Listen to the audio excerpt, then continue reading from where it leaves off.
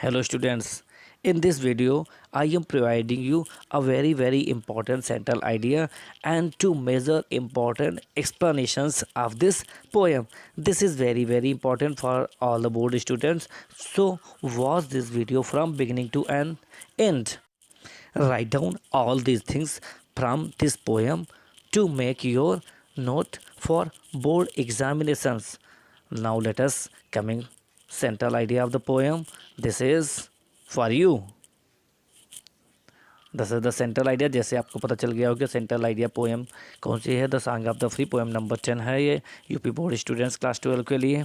तो central idea में क्या लिखना है आप सभी लोगों को बहुत ही अच्छे नंबर से मिलेंगे.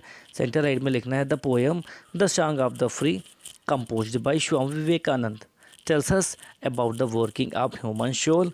It teaches us that the great spiritual truth of human soul, which is divine and pious. He observed that there is a lot of misery in human life. मतलब पोएम सेंट्रल आइडिया में कहा गया है कि कवि ने हमें बताया है कि स्वामी विवेकानंद ने कहा है कि जो हमें ये मानवों की आत्मा के कार्य करने के बारे में पोएम हमें बताती है the song of the free. और ये पोएम हमें शिक्षा देती है कि जो हमारे लिए अंदर जो मानव की आत्मा का जो महान आध्यात्मिक सत्य है वह दैवी और पवित्र है.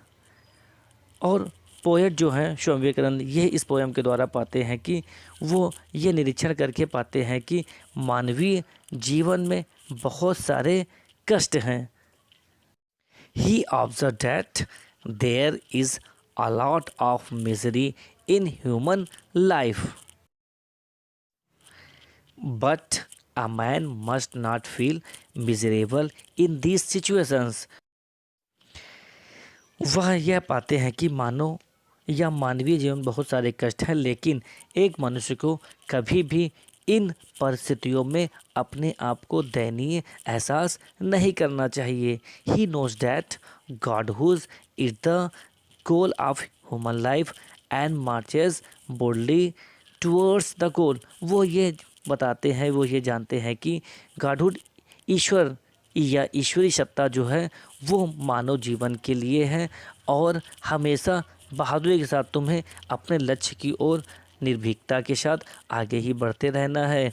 He can not be shaken by sufferings and failures to leave his right path. He can not be shaken by suffering. उसे कभी भी असफलताएं और कष्टों के द्वारा कभी भी अपने सही मार्ग को छोड़ना नहीं चाहिए. ऐसा स्वामी विवेकानंद हमें बता रहे हैं इस पोएम के द्वारा.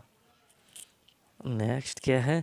It always aspires to reach its goal, that is communion with God.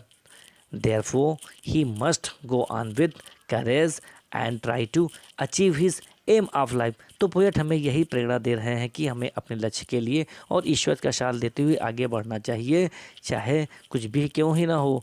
इसलिए हमें बहादुरी के साथ हमेशा अपने जीवन के लक्ष्य को प्राप्त करने के लिए कोशिश ही करती रहनी चाहिए चाहे हमारे प्रति कितनी ही विषम परिस्थितियां क्यों ना हो. इसलिए हमें आगे लक्ष्य की ओर ही बढ़ते चले जाना है. सेंट्रल आइडिया में पोएट हमें यही बता रहे हैं.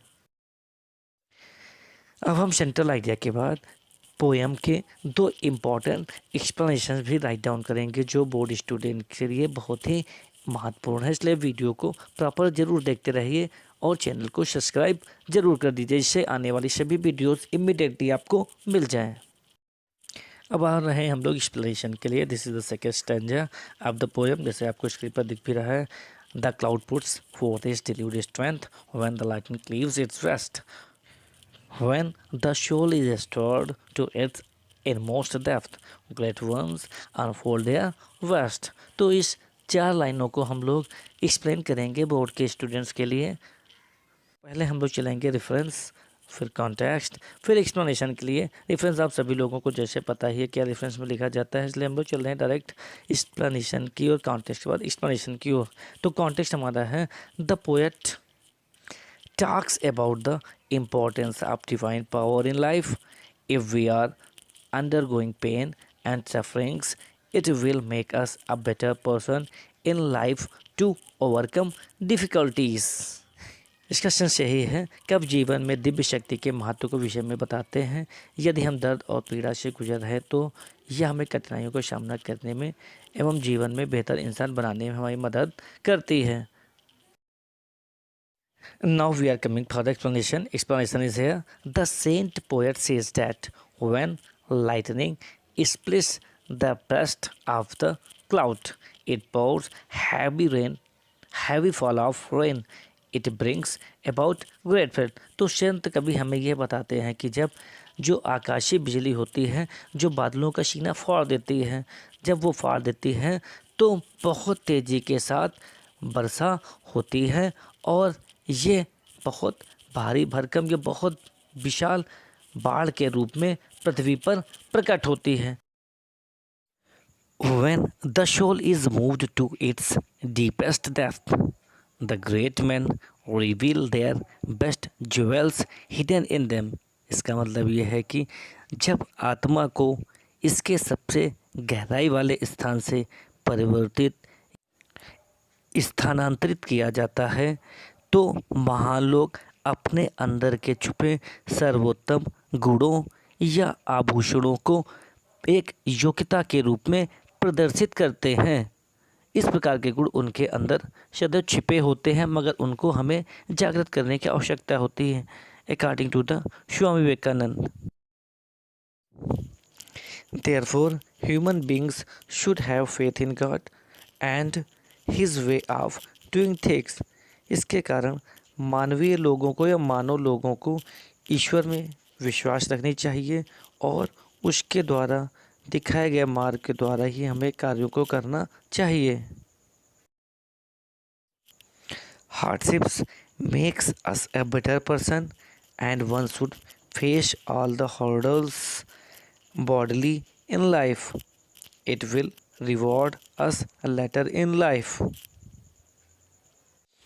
तो पोएट का कहने का मतलब ये है कि hardship make us better person, कि परेशानियाँ हमें अवश्य ही एक अच्छे व्यक्ति के रूप में प्रदर्शित करती हैं और इसलिए प्रत्येक व्यक्ति को कठिनाइयों का बहुत ही जीवन में बहादुरी से सामना करना चाहिए और यही चीज़ें बाद में हमारे जीवन में स्वतः हमें पुरस्कृत करती हैं। पोएट का कहने का यही मतलब है कि जो हमारी दिक्कतें हैं इन सभी के द्वारा हमें कठिनाइयों का भरपूर बहादुरी के साथ सामना करना चाहिए।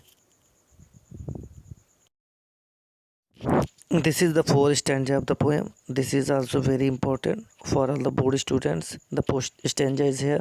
All nature were an angry frown to crush you out. Still know my soul.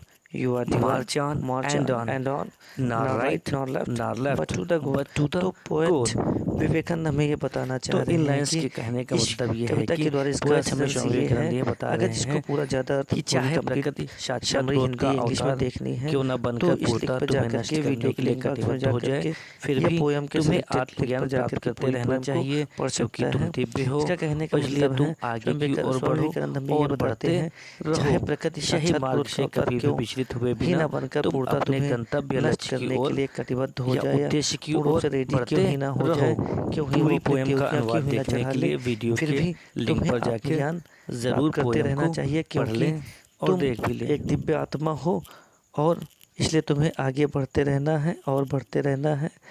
सही मार्ग से कभी तुम्हें विचलित नहीं होना है और अपने गंतव्य की ओर तुम्हें आगे की ओर बढ़ते रहना है। इधर उधर लेफ्ट राइट में तुम्हें समय व्यतीत नहीं करना है। अब हम लोग चल रहे हैं रेफरेंस कॉन्टेक्स्ट की ओर। तो हम लोग चल रहे हैं स्टेंजा के रेफरेंस की ओर। रेफरेंस सब में सेम ही लिखा जाएगा। This lines have been selected from the poem the song of the free composed by Swami Vivekananda. अब हम लोग चलते इसके बाद लिखेंगे context. The poet says that the world is full of miseries, trouble and difficulties, but we should not be afraid of them. Divinity और godhood is the goal of human life and our souls are immortal, hence we should always march forward. Now कभी हमें ये बताते हैं कि ये पूरा संसार दुखों से, परेशानियों से और समस्याओं से परिपूर्ण है, लेकिन हमें कभी भी उनसे भयभीत नहीं होना है। दिव्यता में ही ईश्वर का वास होता है, अथवा जो हमारा मानव जीवन है, क्योंकि यह जो हमारी आत्मा है ईश्वरीय है, अतः ये इमॉर्टल है, अमर है। इसलिए हमें हमेशा अपने कार्यों को करते रहना है और आगे की ओर ही बढ़ते रहना है। Now we are coming for the explanation of this stanza. The explanation is here. तो एक्सप्लेनेशन हमें क्या लिखना है? The poet Swami Vivekananda says that many natural calamities may pose danger and bring disaster in our life, but we should not worry about such hardships and difficulties. Our physical bodies are mortal and they die one day, and they die one day or the other, but our souls are immortal. But our souls are immortal. They are beyond the reach of birth and death. Godly or divine element is present in us. Godly or divine element is present in us. So natural calamities and difficulties can't frighten or frustrate us. We should not carelessly wander this way or that way. We should not carelessly wander this way or that way. We must continue our march toward the achievement of our goal of life. We must continue our march towards the achievement of our goal of life. तो poet यही कहने का मतलब है, स्वामी विवेकानंद हमें ये बताना चाह रहे हैं कि जो हमारे अंदर विभिन्न प्रकार, जो हमारे ऊपर विभिन्न प्रकार की प्राकृतिक आपदाएं क्यों ही ना आ जाए, खतरे क्या है जितना भी क्यों ना बढ़ जाए, हमें अपने जीवन पे उनसे कभी भी चिंतित नहीं होना है। क्योंकि दिक्कतें हमारे जीवन में, परेशानियाँ तो आती ही रहती हैं, उनसे हमें चिंतित नहीं होना है। हमारा जो भौतिक शरीर है ये एक न दिन मर जाएगा, क्योंकि ये मरणशील है, और जो हमारी आत्मा है ये कभी भी मरणशील नहीं है, अमर है। इसलिए हमें इससे भयभीत होना नहीं चाहिए, क्योंकि they are beyond the reach of the world. क्योंकि ये जो हमारी आत्मा है ये जन्म और मृत्यु से परे है।